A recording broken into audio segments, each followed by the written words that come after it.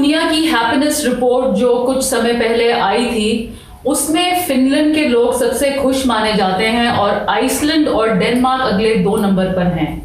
Israel number 9 पर और Canada, America और यूके 15, 16, 17 नंबर पर आए। किसी देश की धन दौलत, एजुकेशन लेवल या ऐसी किसी भौतिक वास्तु से जीवन में सुख तो आता है, लेकिन खुशी नहीं। ऐसे क्या कारण है कि हम खुश नहीं होते और इन पर हम जय कैसे पा सकते हैं? आज हम इसी पे बात करेंगे। शुरू करते हैं परमेश्वर के वचन से। परमेश्वर का वचन हमने फिलिपियों के नाम पौलुस रसूल की पत्री उसका 4वां अध्याय उसकी 4थी आयत से लिया है। यहाँ इस प्रकार लिखा है, प्रभु में सदा आनंदित रहो। मैं फिर कहता हूँ, आनंदित रहो। तुम्हारी कोमलता सब मनुष्यों पर प्रकट हो। प्रभु निकट है। किसी भी बात की चिंता मत करो, परंतु हर एक बात में तुम्हारे निवेदन, प्रार्थना और विनती के द्वारा धन्यवाद के साथ परमेश्वर के सम्मुख उपस्थित किए जाएं। तब परमेश्वर की शांति जो सारी समझ से परे है, तुम्हारे हृदय और तुम्हारे विचारों को मसीह यीशु में सुरक्षित रखेगी। इसलिए हे भाइयों, जो जो बातें सत्य हैं और जो जो बातें आदरणीय हैं और जो जो बातें उचित हैं और जो जो बातें पवित्र हैं और जो जो बातें सुहावनी हैं और जो जो बातें मन भावनी हैं, अर्थात जो भी सद्गुण और प्रशंसा की बातें हैं, उन पर ध्यान लगाया करो। जो बातें तुमने मुझसे सीखी और ग्रहण की और सुनी और मुझ में देखी, उन्हीं का पालन किया करो। तो परमेश्वर जो शांति का सोता है तुम्हारे साथ रहेगा। परमेश्वर के वचन को पढ़े और सुने जाने से आशीष हो। आमीन। किसी भी देश के लोगों का दूसरों से अधिक खुश होने का क्या कारण है और क्या इसमें धन दौलत का भी कोई हाथ है? जो रिपोर्ट के बारे में आपने बात किया और उनकी परिस्थिति देखकर हम समझ भी सकते हैं। इजरायली जो कि इतनी तकलीफों में हैं, वो 9वें नंबर पर है, कनाडा और अमेरिका से ऊपर है। तो जुलाई 4, 1776 की जो डिक्लेरेशन ऑफ इंडिपेंडेंस था अमेरिका का, उसमें 3 कंपोनेंट हैं। पहला है अनअलाइनेबल राइट, जीवन का, लिबर्टी का और परस्यूट ऑफ हैप्पीनेस। ये 3 राइट देते हैं वो, और उनका ये मानना है ये राइट परमेश्वर ने दिए हैं इंसानों को, और गवर्नमेंट को इन तीनों राइट्स को प्रोटेक्ट करना है। और ये उनका मानना है कि जो खुशी है उसे हमने उसको ढूंढना, उसके पीछे लगना, वो हमने ढूंढनी है। हैप्पीनेस के बारे में एक और आइडिया है, वो ये है कि ये इतनी जल्दी मिलती नहीं है। हो सकता है कोई इसी प्रकार किसी तरह आप स्टम्बल पॉन किसी तरह पा लें आप। दूसरी तरफ जो यहूदी लोगों का विश्वास है वो ये है कि हैप्पीनेस या खुशी एक चॉइस है अपने जीवन में जो हम करते हैं, एक एटीट्यूड है जीवन का जो हम कोशिश अपने आप में डिसाइड कर लेते हैं कि मैंने ये करना है। और इसको कोई ये नहीं कि आपने कहीं आपको मिल गया कहीं से। जो 3 फेस्टिवल बताए गए थे यहोवा परमेश्वर ने यहूदियों के लिए कि वो यरूशलेम में इकट्ठे होंगे, वो सब इसीलिए था कि सब एक दूसरे से मिलेंगे, आनंदित होंगे, आराधना करेंगे और सेलिब्रेशन करेंगे। फिलिपियों के पुस्तक 4वां अध्याय 4थी आयत में पौलुस रसूल का यही विश्वासियों के लिए एडवाइस है। वो कहते हैं, प्रभु में सदा आनंदित रहो। मैं फिर कहता हूँ, आनंदित रहो। ये रिपीट करके एम्फसाइज करते हैं। जो पौलुस रसूल की जितनी पत्रियां हैं, स्पेशली इसके अंदर 15 बार उन्होंने आनंद के बारे में कहा है। चार्ल्स स्पर्जन जो कि महान प्रचारक थे इंग्लैंड में, उन्होंने कहा कि जो बहुत खुश रहते हैं, जो खास तौर पर जो परमेश्वर में खुश रहते हैं, वो कभी किसी से कोई जान ना तो किसी को नाराज होते हैं किसी से, ना किसी को नाराज करते हैं, वो बने रहते हैं एक दूसरे के साथ। हो ऐसे लोगों का जो मन है वो ऊंची चीजों के ऊपर इतना ज्यादा केंद्रित रहता है कि जो धरती की ये चीजें उन्हें आसानी से परेशान नहीं करते हैं। और ये एक एटीट्यूड पॉजिटिव थिंकिंग के बारे में नहीं है कि पॉजिटिव सोचोगे तो होगा, नहीं। ये परमेश्वर में विश्वास के अंदर है कि वो टोटल कंट्रोल में है, ऑलमाइटी है, कंट्रोल है उनका, और फिर हम उनमें आनंद बनाते हैं। और ये कोई सजेशन नहीं है, ये विश्वासियों के लिए कमांड है, आनंदित रहो। खुशी आती है जब हम अपना ध्यान केंद्रित करते हैं जो हमें आशीषें मिली हुई हैं अपने जीवन में। हालांकि चैलेंज हैं, परेशानियां हैं, लेकिन आशीषें कितनी हैं। पहला थिस्सलुनीयों 5वां अध्याय 16 से 18वीं आयत में यही कमांड वहां भी पौलुस रसूल कहते हैं। वो कहते हैं सदा आनंदित रहो, निरंतर प्रार्थना में लगे रहो, हर बात में धन्यवाद करो, क्योंकि तुम्हारे लिए मसीह यीशु में परमेश्वर की यही इच्छा है। यही इच्छा है प्रभु यीशु में पिता परमेश्वर की। आनंदित रहो और प्रार्थना करते रहो। और जो परमेश्वर से प्यार करते हैं, जो उनके चुने हुए लोग हैं, उनका जीवन इसी प्रकार फिर उनके प्यार से भर जाता है। जब हम ये देखने लग जाते हैं कि हमारे पास कितना कुछ मिला हुआ है, तब उसके बारे में खुश होते हैं। और फिर कई कारण मिल जाते हैं हमें खुशी मनाने के।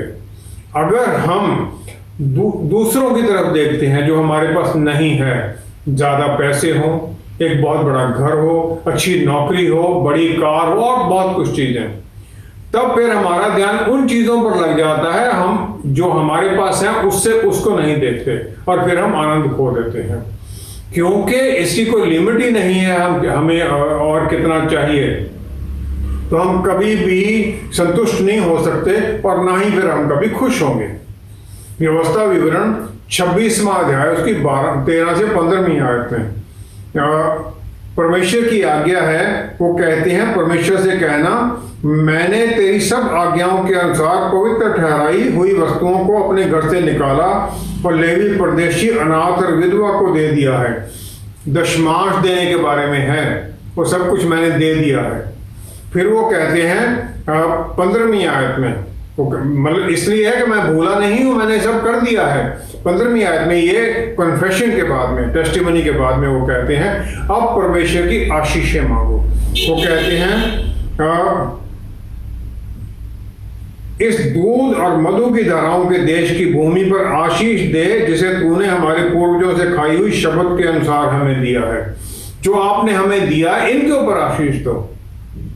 और ये जो कन्फेशन या टेस्टिमनी है, ये आनंदित होकर परमेश्वर का धन्यवाद करना है कि आपने मुझे मौका दिया कि मैं ये दे सका।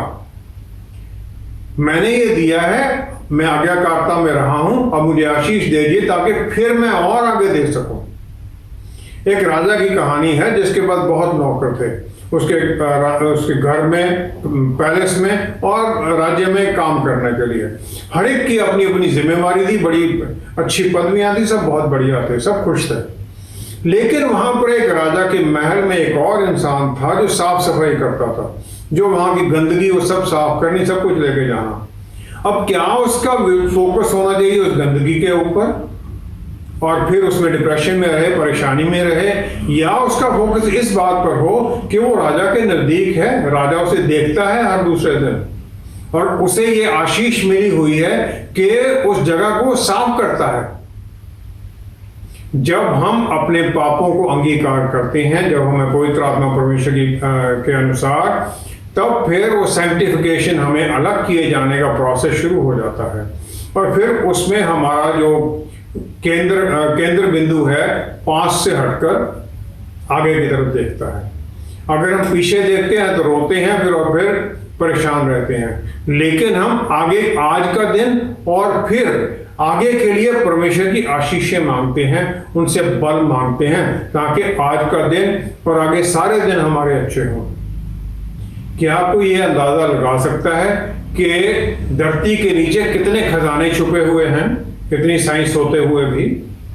तो हम ये कैसे अंदाजा लगा सकते हैं कि हमारे प्राण के अंदर परमेश्वर ने कितना कुछ आशीषें स्टोर अप कर रखी हैं। जब हम अंदर उनके साथ जुड़ते हैं तो हमारे ऊपर उभरने लग जाती हैं, कितना उन्होंने आशीषें हमें दी हैं। निर्गमन 3 अध्याय 14वीं आयत में परमेश्वर अपने आप को मूसा के सामने जाहिर करते हैं जलती हुई झाड़ी से। वो कहते हैं, मैं हूं सो हूं। वो प्रेजेंट में है, पास्ट और भविष्य उनके सामने खुला है। मत्ती 6:34 में प्रभु यीशु जो सरमन ऑन द माउंट है, उसके आखिर में जाकर प्रभु यीशु फिर ये कह देते हैं, कल की चिंता ना करो, क्योंकि कल का दिन अपनी चिंता आप कर लेगा। आज के लिए आज ही का दुख बहुत है, कल के बारे में मत फिक्र करो। जो सोसाइटीज आज में प्रेजेंट में जीना सीख जाती हैं, वो आनंदित रहती हैं, संतुष्ट रहती हैं, और फिर जो उनके पास है उसमें वो संतुष्टि मिलती है और आनंद मनाते हैं, और फिर वो हर दिन जिस प्रकार आता है उसका सामना करने के लिए तैयार रहते हैं। लेकिन जो कंज्यूमरिस्ट सोसाइटी है, जहां पर के बाय टुडे पे लेटर, आज खरीद लो पैसे देते रहना बाद में देखेंगे, वो हमेशा पोजेशंस के पीछे ढूंढते हैं कि मुझे क्या और चाहिए, और फिर उस चिंता में लगे रहते हैं। पहले तो क्या लेना है उसके लिए चिंता, उसके बाद में शुरू हो जाती चिंता इसके पैसे देने हैं। तो वो हर वक्त परेशानी में ही रहते हैं, कभी भी खुश नहीं हो सकते। हमें अपने आप को केंद्र करना है, आनंदित रहना है परमेश्वर में, उनमें हमारी खुशी है, उनके साथ ही हमारी खुशी है। अगर हम अपनी इच्छाओं को सामने नहीं रखेंगे तो फिर आगे भी किस प्रकार हम बढ़ेंगे। सब कुछ होते हुए भी लोग खुश क्यों नहीं हैं, जबकि दूसरी ओर इजराइल में तो लोग अपनी परेशानियों में भी खुश हैं। जो यहूदी लोगों पर तंज कसते हैं, जोक करते हैं, वो कहते हैं कि परमेश्वर ने टोरा, जो पहली 5 किताबें थी, पहले सब कौमों को दी, लेकिन क्योंकि उनमें उनको मानने के लिए इन्हें कुछ ना कुछ छोड़ना पड़ रहा था, सबने छोड़ दी कि हमें नहीं चाहिए। परमेश्वर ने यहूदियों से पूछा, यहूदियों ने परमेश्वर से पूछा कि इसकी हमें कीमत क्या देनी पड़ेगी। परमेश्वर ने कहा ये फ्री है, तो उन्होंने कह दिया फिर हमें 2 दे दो। इसीलिए कहते हैं कि परमेश्वर ने 10 आज्ञाएं 2 पत्थर की टैबलेट्स पर बना के दी। अब जब दोनों को साइड में ऐसे रखते हैं तो इनका पढ़ने का तरीका 2 तरह हो सकता है। एक तो ये है पहली से लेकर 5 तक पढ़ा जाए एक के ऊपर, फिर 6 से लेकर 10 तक दूसरी पर पढ़ा जाए। दूसरा तरीका ये है इधर से इधर दोनों को पढ़ा जाए, मतलब पहली के साथ छठी को पढ़ा जाए, दूसरी के साथ 7वीं, और इस प्रकार 5 से लेकर 5वीं के साथ 10वीं। अगर हम इस प्रकार पढ़ते हैं तो पहली आज्ञा क्या बन जाती है? पहली आज्ञा है तू मुझे छोड़ दूसरों को ईश्वर करके ना मानना। छठी आज्ञा है तू खून ना करना। 7वीं है तू व्यभिचार ना करना। इस प्रकार फिर ये चलती रहती हैं। अगर हम पहली और छठी को देखें तो ये इंसान के जीवन की जो वैल्यू है, कीमत है, वो परमेश्वर के साथ जोड़ देते हैं जिसने सब कुछ बनाया है, क्योंकि उनका बनाने का मकसद पवित्रता और मॉरल था, मोरालिटी है।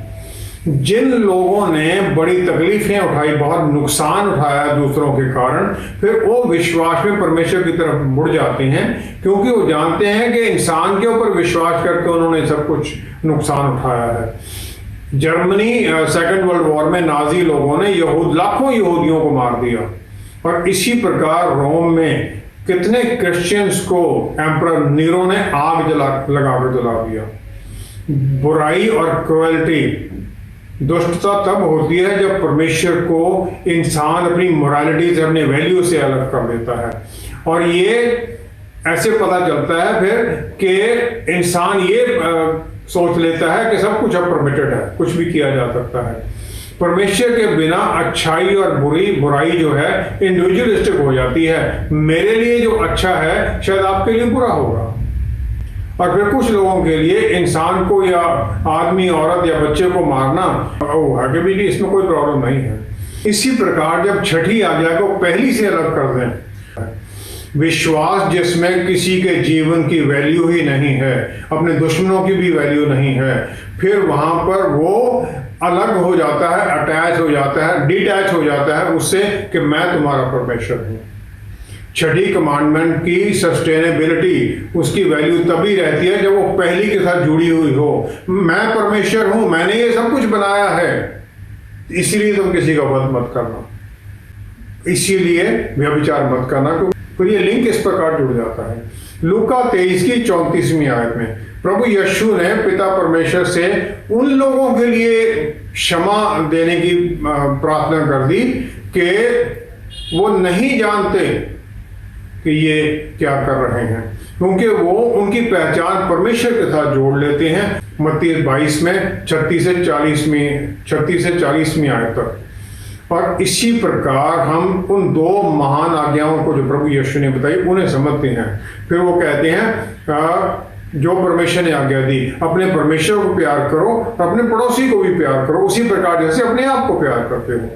फिर इस प्रकार हम समझते हैं कि उसी परमेश्वर ने जिसने मेरे पड़ोसी को सब कुछ दिया है मुझे भी दे सकता है, और मुझे जो उनकी आशीषें मिली हुई हैं इसके द्वारा मुझे दूसरों की भलाई करनी है, क्योंकि मैं इनका केयर टेकर ही हूँ, संस्थापक हूँ मैं इनका। मत्ती 6:12 में जो हम क्षमा मांगते हैं परमेश्वर से अपने पापों की या अपने डेट्स की, अपराधों की, उसमें वो ऐसा हो जाता है कि जो शैतान से छुटकारा हमें मिलना है उसका जो डेट है हम नहीं पे कर सकते। फिर हम समझ लेते हैं कि परमेश्वर ही अपनी क्रिएशन को छुड़ा सकते हैं, इसलिए हम उनकी वैल्यू समझने लग जाते हैं, जीवन की वैल्यू समझने लग जाते हैं। फिर हम परमेश्वर के प्यार को समझने लग जाते हैं जो उनके पुत्र के द्वारा जाहिर होता है, पुत्र जो हमारे लिए कुर्बान हो जाता है, क्योंकि परमेश्वर को किसी एक दुष्ट के मरने में भी आनंद नहीं है, यही वचन कहता है। और वो चाहते हैं कि हर इंसान उनकी तरफ जुड़ जाए। सबोपदेशक 3 अध्याय 12वीं आयत में फिर सुलेमान ये कह देता है कि मैंने जान लिया है कि मनुष्यों के लिए आनंद करने और जीवन भर भलाई करने के सिवा और कुछ भी अच्छा नहीं है। फिर वो समझ जाता है कि अच्छा करना ही अच्छा है। फिलिपियों की पुस्तक 4 अध्याय 12वीं-13वीं आयत में पौलुस रसूल ने बहुत दुख सहे वचन पहुंचाने के लिए। यहूदियों ने उन्हें परेशान किया, जो अविश्वासी जेंटाइल्स थे उन्होंने भी उन्हें तंग किया, रोमियों ने उन्हें जेल में डाला, मारपीट सबने की, लेकिन फिर भी वो कहते हैं कि आनंदित रहो, अपने परमेश्वर में आनंदित रहो। फिर वो कहते हैं आनंदित रहो क्योंकि प्रभु यीशु में मैं सब कुछ कर सकता हूं। वो बल पाते हैं प्रभु यीशु के द्वारा। 12वीं-13वीं आयत में वो ये कह देते हैं वो मुझे समर्थ देते हैं और उनमें मैं सब कुछ कर सकता हूं। वैल्यू जीवन की, मेरे जीवन की वैल्यू परमेश्वर में ही हो सकती है, और ये विश्वास है कि थोड़ा और कुछ मिल जाएगा फिर मैं कुछ आनंद मनाऊंगा। और इस प्रकार हमारा जो सोर्स है आनंद का वो इस दुनिया का हो जाता है, और जो हमारा स्पिरिट है, सोल जो हमारे भीतर है, जो ये प्राण है, वो प्राण शरीर के साथ जुड़ जाता है, मटेरियल चीज़ों के साथ जुड़ जाता है, आत्मा के साथ हट जाता है। और फिर ये कंफर्ट जो है, जो ये साइंस और टेक्नोलॉजी से हम मिले हैं, ये हमारे जीवन को आसान तो बना सकते हैं लेकिन आनंद नहीं दे सकते। हमारे जीवन में जो खुशी की कमी है बहुत लोगों के जीवन में, वो क्या है, कारण क्या है उसके? पहला तो ये है कि हम दूसरों के साथ कंपेयर करने लग जाते हैं। यिर्मयाह नबी की पुस्तक 1 अध्याय 5वीं आयत में परमेश्वर कहते हैं कि मैं तुम्हें माता के गर्भ में डालने से पहले से जानता हूं। वो परमेश्वर ने सब कुछ जानते हैं, वो देखते हैं, उन्होंने सब कुछ तय किया हुआ है। तो भजन संहिता 139 की 16वीं आयत में राजा दाऊद ये पहचान लेता है, फिर वो कह देता है तेरी आंखों ने मेरे बेडौल तत्व को देखा और मेरे सब अंग जो दिन दिन बनते जाते थे वे रचे जाने से पहले तेरी पुस्तक में लिखे हुए थे। मेरे दिन जो हैं वो आपकी पुस्तक में पहले ही लिख दिए गए थे। सब कुछ उन्होंने पहले ही निर्धारित कर दिया है। परमेश्वर ने हर एक इंसान को एक परिवार में डाला क्योंकि उनकी प्लान है, वहां पर उसके लिए प्लान है, उनके एक्सीडेंट नहीं था। और जब हम अपनी सिचुएशन को दूसरों के साथ कंपेयर करने लग जाते हैं तो फिर हम अपना आनंद जो है वो दूसरों की तरफ देखने लग जाते हैं, और फिर ये नहीं देखते कि उनको तकलीफें कितनी चल रही, उनके जीवन में क्या चल रहा है, हमें पता नहीं है। मेरे जीवन की यात्रा अलग है, मेरी बेटी के जीवन की अलग है, सबकी अलग अलग है। और परमेश्वर ने मुझे कुछ स्ट्रेंथ दिए हैं, कुछ शक्तियां दी हैं कि मैं अपने जीवन को ठीक तरीके से चलाऊं, उसे कुछ अलग दिया गया है। और मुझे अपनी जो स्ट्रेंथ है उन पर फोकस करना है तो वो मल्टीप्लाई होती हैं। जब हम कमजोरियों पर फोकस करते हैं तो वो मल्टीप्लाई हो जाती हैं और फिर हम परेशानी में चले जाते हैं। दूसरा है हमारे जीवन का नजरिया क्या है। जब हम कमजोरियों पर चलने लग जाते हैं तो हम शिकायत करने वाले बन जाते हैं और फिर हमारा फोकस ही हो जाता है पाना क्या है, अगली चीज क्या आनी, मुझे क्या चाहिए। और फिर ये लगातार चलता ही रहता है। फिर हम धन्यवाद करने के एटीट्यूड में नहीं रहते, फिर हम डाउट करने लग जाते हैं कि परमेश्वर क्या मुझे कुछ देखना भी चाहते हैं। एक स्टोरी है, एक इंसान परमेश्वर के भवन में जा रहा था दोपहर को प्रार्थना के लिए। धूप बहुत थी। जब जा रहा था उसके पास से एक घोड़े के ऊपर से एक इंसान निकला। उसने कंप्लेन की परमेश्वर से, कितना देखो ये आनंद से जा रहा, मुझे पैदल जाना पड़ रहा है। लेकिन जब वो परमेश्वर के भवन में पहुंचा तो वहां एक इंसान था जिसकी टांगे नहीं थी, वो पहुंचा हुआ था और वो धन्यवाद कर रहा था ऊंची आवाज से परमेश्वर के, कितने धन्य हैं आप कि आपने ये जगह हमें दी कि हम आ सके, अपनी आपकी आराधना कर सके, आपका धन्यवाद कर सके। ये एटीट्यूड है। तीसरा है प्लेइंग सेफ, कि कुछ हो जाए भाई रिस्क नहीं लेना है। जो 60 साल की उम्र में से ऊपर चले जाते हैं उनके मन में यही रिग्रेट रहता है कि अगर मैंने उस समय ये कर लिया होता तो मेरा ये सब काम हो जाना था। प्रेरितों की पुस्तक 4 अध्याय 19 से 21 आयत में लाइस्ट्रा में यहूदी लोग जो पौलुस रसूल की अपोजिशन में थे, उन्होंने एक भीड़ को उकसा दिया। उन्होंने उन्हें पत्थर मारे और उन्हें मृतक जानकर शहर से बाहर निकालकर फेंक दिया। 20वीं आयत में हम देखते हैं जब चेले उनके चारों तरफ इकट्ठे हुए, वो उठे और शहर में वापस चल दिए, कपड़े झाड़े अपना चल दिए वापस वही काम करने के लिए। दूसरा ग्रंथियों 11वां अध्याय 25 से 28वीं आयत में पौलुस रसूल को जिसे चुना गया था परमेश्वर के द्वारा कि उसने कितनी तकलीफें सहनी हैं, वो अपनी सब तकलीफों को वहां लिख देते हैं। वो मिनिस्ट्री के दौरान उन्होंने क्या क्या सह लिया।